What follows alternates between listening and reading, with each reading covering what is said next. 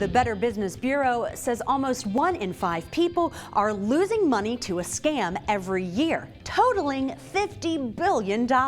Here are the top scams the BBB wants you to watch out for this year. IRS calls. When someone poses as the IRS and threatens to send you to jail if you don't send money. Debt collection scams. Fake debt collectors call and threaten you about paying an unpaid debt. Lottery sweepstakes and giveaways. Thousands continue to fall for this scam every year. Scammers say you've won money, but you have to wire them the taxes up front. Employment scams. You're offered work as a secret shopper and are often sent a fake check, but you have to pay a lesser amount up front for expenses.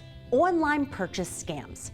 Fake merchandise is frequently sold online, so always make sure you're using a reputable website. For an up-to-date list of all the scams in your area or to report a scam, visit the BBB Scam Tracker at bbb.org. And for more ways to make mom's life easier, visit momseveryday.com. I'm Whitney Kent.